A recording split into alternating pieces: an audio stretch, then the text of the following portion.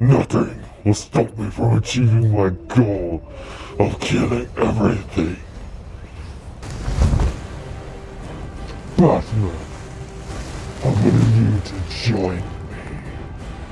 Let this be your final resting place. As far as you go, Reaper, your killing spree is over. I'll close the case in my black book forever. Wait. Where'd the flame hands come from? That's not how I had as a Detective Comics annual #2. You're more like an Azrael or a Mask of the Phantasm type of villain. And wait a sec, why is it even so dark? Wait a sec. Total absence of color and lack of appreciation for source material. Are we being directed by Zack Snyder? Toasty!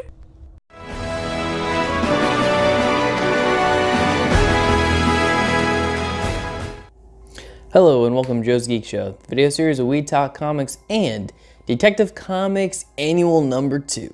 Written by Peter Tomasi with art by Travis Moore and colors by Joe Quinones. Detective Comics Annual #2 tells the story of the Reaper, a vigilante that kills criminals across Europe.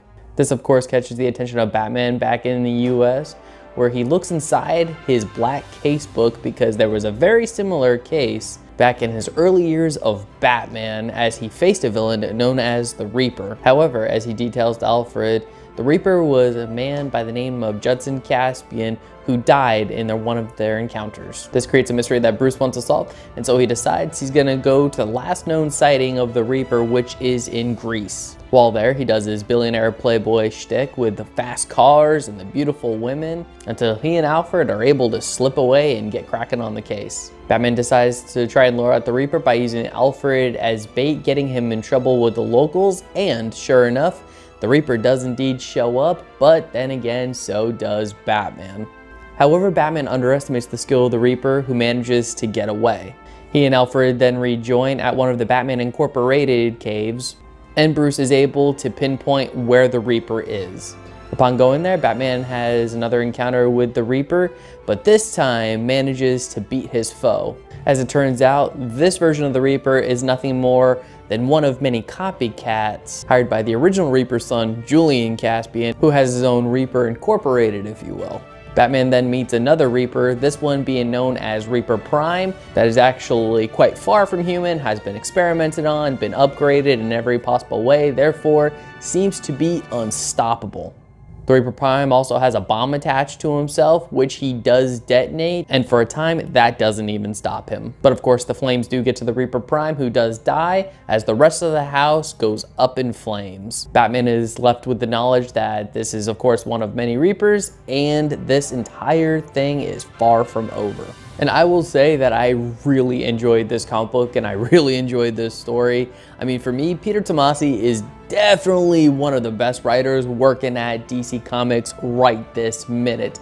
I really love his Super Son series, and his Batman is just absolutely phenomenal. I really love how he gets this whole mystery going about a villain from Batman's past, which really gets the detective skills of Batman working a lot because of course, he wants to solve this so he can put this case to rest. And it poses some very interesting questions like, is this a copycat Reaper? Or as Alfred pointed out, they have dealt with resurrection of old foes in the past, so this could also be a possibility.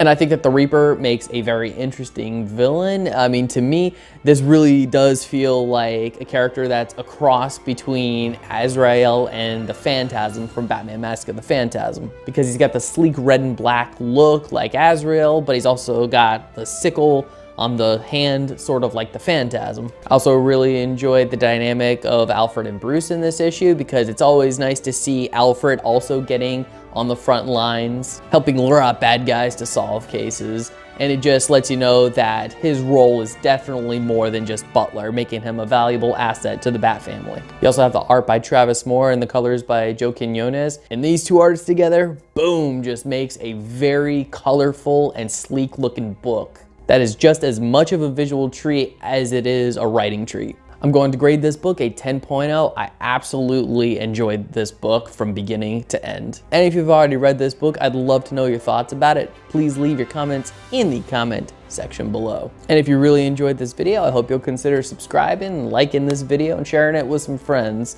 It really does help me out, and I would greatly appreciate it. All right, take care, have a great day, and as always, stay geeky.